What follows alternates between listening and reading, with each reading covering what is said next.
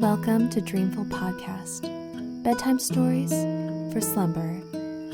A lot of work goes into the making of this show, and if you find value in it and would like to help support it, please visit patreon.com/dreamfulpodcast. Another way you can support our podcast is by simply telling friends and family that you think would also like the show.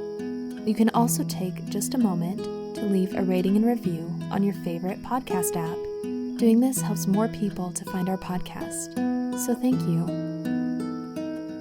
The story in tonight's episode is Jack and the Beanstalk.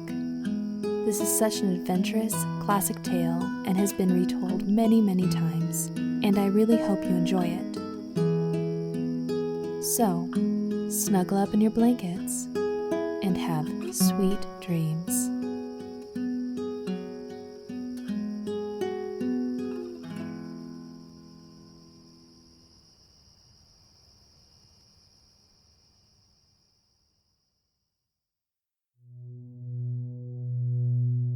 A long, long time ago, there lived a boy called Jack.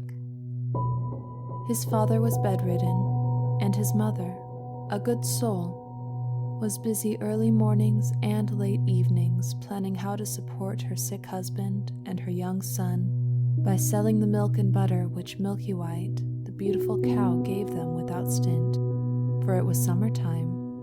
But winter came on. The herbs of the fields took refuge from the frosts in the warm earth, and though his mother sent Jack to gather what fodder he could get in the hedgerows, he came back as often as not with a very empty sack, for Jack's eyes were so often full of wonder at all the things he saw that sometimes he forgot to work. So it came to pass that one morning Milky White gave no milk at all, not one bit. Then the good, hard-working mother threw her apron over her head and sobbed, "What shall we do?" Now Jack loved his mother. Besides, he felt just a bit sneaky at being such a big boy and doing so little to help. So he said, "Cheer up, I'll go and get work somewhere." And he felt as he spoke as if he would work his fingers to the bone. But the good woman shook her head mournfully. "You've tried that before, Jack," she said, "and nobody would keep you. You are quite a good lad, but your wits go a wool gathering. No, we must sell Milky White and live on the money. It is no use crying over milk that is not here to spill." "Just so," he cried, "we will sell Milky White and be richer than ever. It's an ill wind that blows no one good. So, as it is market day, I'll take her there and we shall see what we shall see." "But," began his mother. "But doesn't butter parsnips," laughed Jack. "Trust me to make a good bargain." So, as it was washing day and her sick husband was more ailing than usual, his mother let Jack set off to sell the cow. "Not less than 10 pounds, she bawled after him as he turned the corner. 10 pounds indeed. Jack had made his mind to 20 solid golden sovereigns. He was just settling what he should buy his mother as a faring out of the money, when he saw a strange little old man on the road who called out, "Good morning, Jack." "Good morning," replied Jack with a polite bow, wondering how the strange little old man happened to know his name. Though, to be sure, Jack's were as plentiful as blackberries. "And where may you be going?" asked the strange little old man. Jack wondered again. He was always wondering, you know, what the strange little old man had to do with it. But being always polite, he replied, "I am going to the market to sell Milky White, and I mean to make a good bargain." So you will," chuckled the strange little old man. "You look the sort of chap for it. I bet you know how many beans make 5. "2 in each hand and 1 in my mouth," answered Jack readily. He really was sharp as a needle. Just so, chuckled the strange little old man. As he spoke, he drew out of his pocket 5 beans. Well, here they are, so give us Milky White.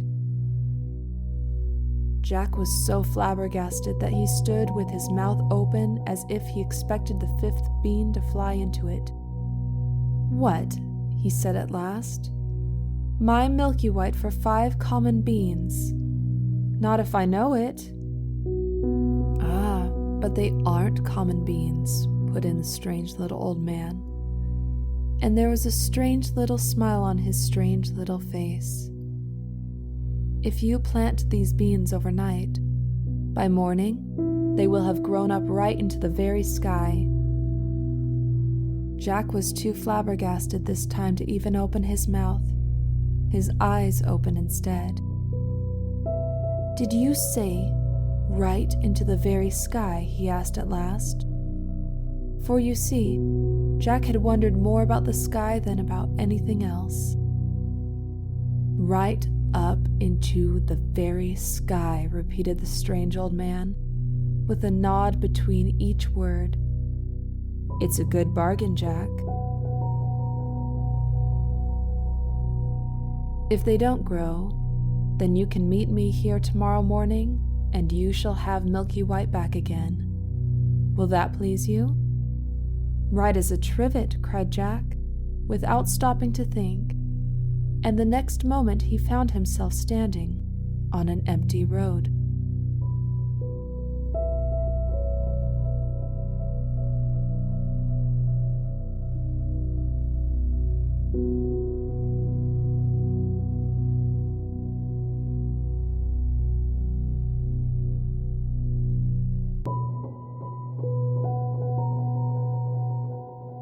Two in each hand, and one in my mouth, repeated Jack. That is what I said, and what I'll do. Everything in order, and if what the strange little old man said isn't true, I shall get Milky White back tomorrow morning. So whistling and munching the bean, he trudged home cheerfully, wondering what the sky would be like if he ever got there. What a long time you've been, exclaimed his mother, who was watching anxiously for him at the gate. It is past sunsetting, but I see you have sold Milky White. Tell me quick how much you got for her. Oh, you'll never guess, began Jack. Mercy, you don't say so, interrupted the good woman. And I worried all day lest they should take you in. What was it? 10 pounds? 15? Surely it can't be 20. Jack held out the beans triumphantly. There, he said. That's what I got for her. And a jolly good bargain, too. It was his mother's turn to be flabbergasted. But all she said was, What? Them beans?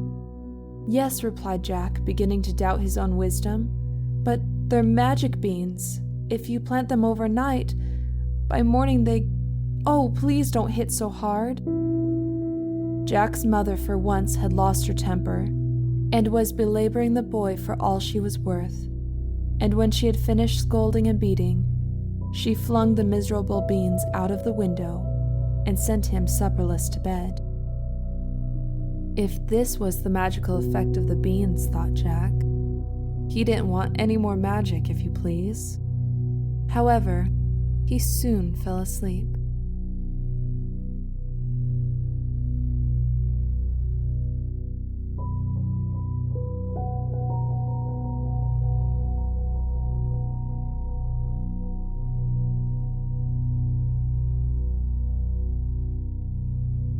When he woke, he thought at first it was moonlight, for everything in the room showed greenish.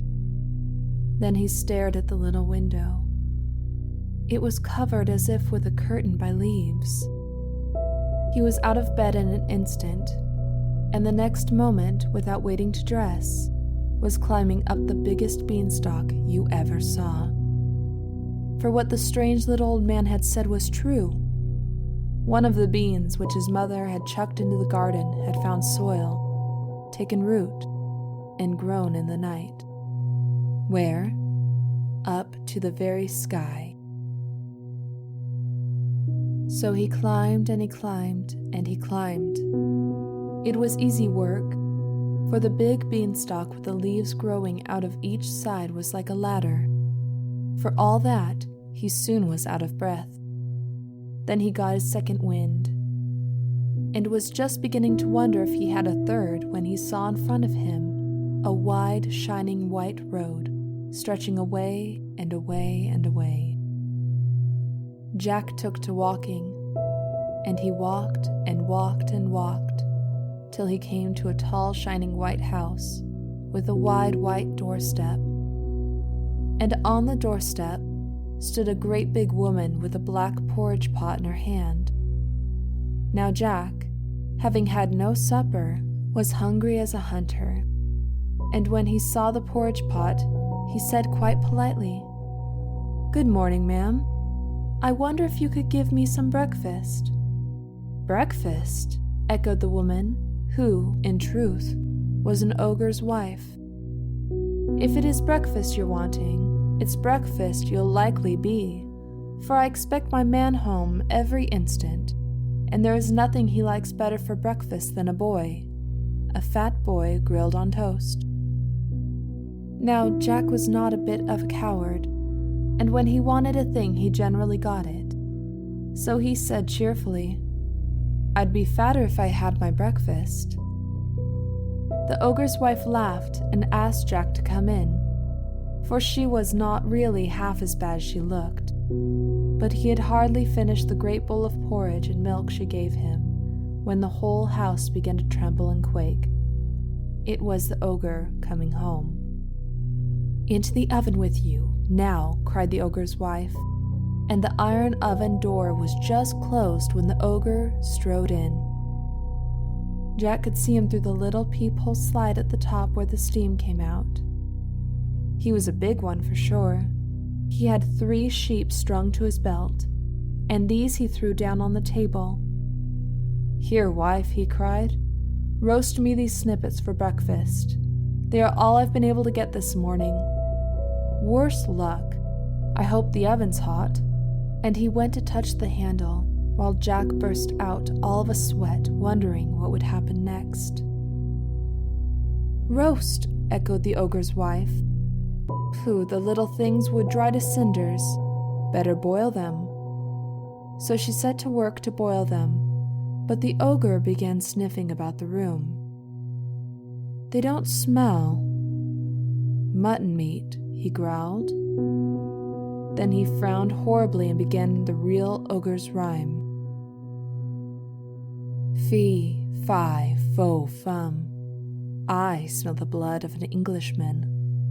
Be he alive or be he dead, I'll grind his bones to make my bread." "Don't be silly," said his wife. "It's the bones of the little boy you had for supper that I'm boiling down for soup. Come, eat your breakfast." So the ogre ate his 3 sheep, and when he had done, he went into a big oaken chest and took out 3 big bags of golden pieces. These he put on the table and began to count their contents while his wife cleared away the breakfast things. And by his head began to nod, and at last he began to snore, and snored so loud that the whole house shook. Then Jack nipped out of the oven, and seizing one of the bags of gold, crept away and ran along the straight, wide, shining white road as fast as his legs would carry him, till he came to the beanstalk. He couldn't climb down it with the bag of gold.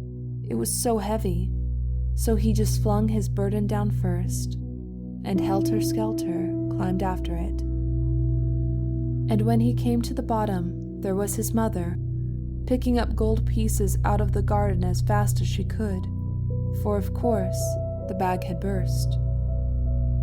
"Mercy me," she says, "where have you been? See, it's been raining gold." "No, it hasn't," began Jack. "I climbed up." Then he turned to look for the beanstalk. But lo and behold, it wasn't there at all. So he knew then it was all real magic. After that, they lived happily on the gold pieces for a long time, but at last, a day came when Jack's mother showed a doleful face as she put a big yellow sovereign into Jack's hand and bade him be careful marketing, because there was not one more in the coffer. After that, they must starve. That night, Jack went supperless to bed of his own accord. If he couldn't make money, he thought, at any rate he could eat less money. It was a shame for a big boy to stuff himself and bring no grist to the mill.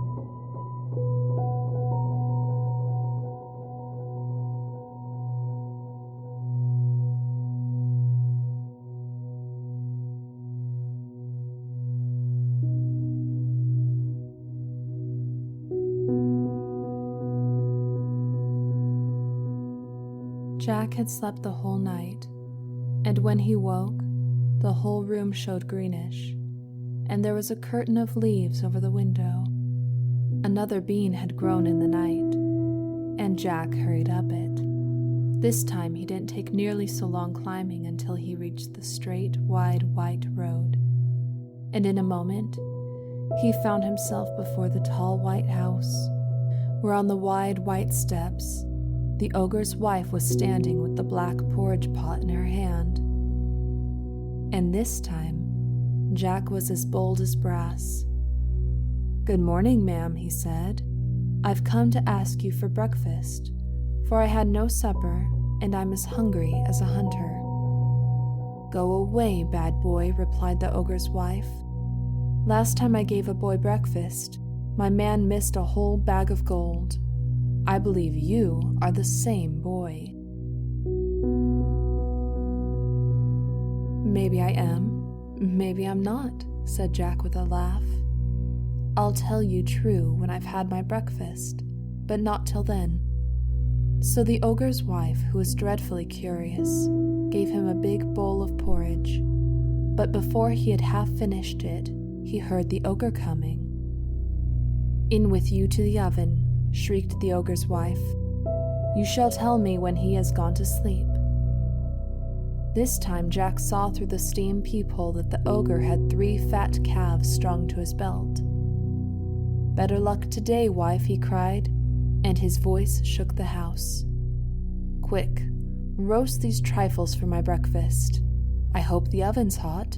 And he went to feel the handle of the door, but his wife cried out sharply, "Roast? Why, you'd have to wait hours before they were done." "I'll broil them. See how bright the fire is?" Growled the ogre. And then he began sniffing and calling out, "Fee, fi, fo, fum. I smell the blood of an Englishman. Be he alive or be he dead, I'll grind his bones to make my bread." "Twaddle," said the ogre's wife. "It's only the bones of the boy you had last week that I've put into the pig bucket." "Oomph," said the ogre harshly.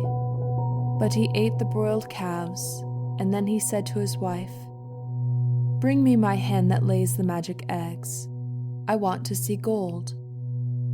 So the ogre's wife brought him a great big black hen with a shiny red comb. She plumped it down on the table and took away the breakfast things.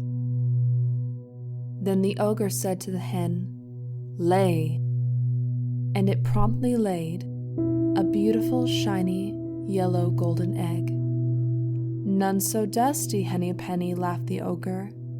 "I shan't have to beg as long as I've got you." Then he said, "Lay," once more, and lo and behold, there was another beautiful, shiny, golden egg. Jack could hardly believe his eyes, and made up his mind that he would have that hen, come what might.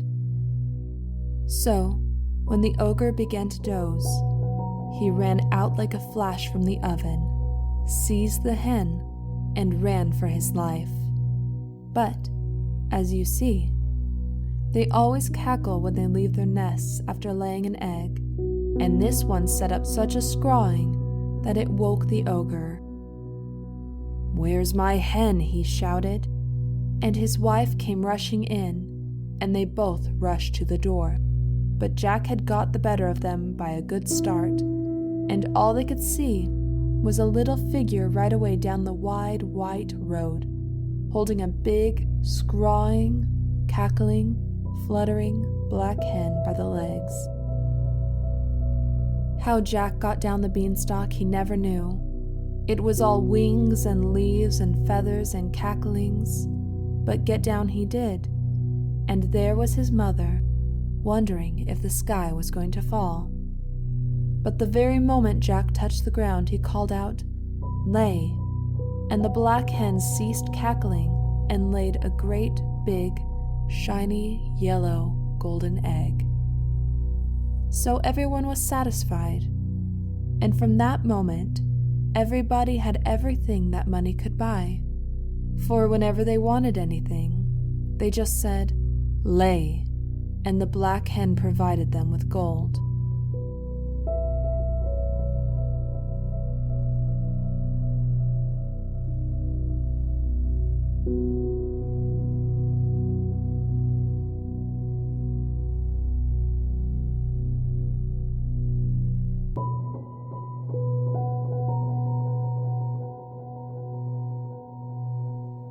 Jack began to wonder if he couldn't find something else besides money in the sky. So one fine moonlight midsummer night, he refused his supper, and before he went to bed stole out to the garden with a big watering can and watered the ground underneath his window, for he thought, there must be 2 more beans somewhere, and perhaps it is too dry for them to grow. Then he fell asleep, and lo and behold, when he woke, there was the green light shimmering through his room, and there he was, in an instant, on the beanstalk, climbing, climbing, climbing for all he was worth. But this time he knew better than to ask for his breakfast, for the ogre's wife would be sure to recognize him. So he just hid in some bushes beside the great white house, till he saw her in the scullery, and then he slipped out and hid himself in the copper, for he knew she would be sure to look in the oven first thing. And after a while he heard thump, thump, thump, and peeping through a crack in the copper lid, he could see the ogre stalk in with 3 huge oxen strung at his belt. But this time, no sooner had the ogre got into the house than he began shouting, "Fee, fi, fo, fum. I smell the blood of an Englishman. Be he alive or be he dead, I'll grind his bones to make my bread." "Well, I declare so do I," exclaimed the ogre's wife. "It will be that horrid boy who stole the bag of gold and the hen. If so, he's hid in the oven." But when she opened the door, Jack wasn't there. Only some joints of meat roasting and sizzling away. Then she laughed and said, "You and me be fools for sure. Why, it's the boy you caught last night as I was getting ready for your breakfast. Yes, we be fools to take dead meat for live flesh, so eat your breakfast." But the ogre, though he enjoyed the roast boy very much, wasn't satisfied, and every now and then he would burst out with "Fee, fi, fo, fum," and get up and search the cupboards, keeping Jack in a fever of fear lest he should think of the copper. But he didn't, and when he had finished his breakfast he called out to his wife, "Bring me my magic harp. I want to be amused." So she brought out a little harp and put it on the table, and the ogre leant back in his chair and said lazily, "Sing." And lo and behold, the harp began to sing. If you want to know what it sang about, why, it sang about everything. and it sang so beautifully that Jack forgot to be frightened, and the ogre forgot to think of fee-fi-fo-fum, and fell asleep.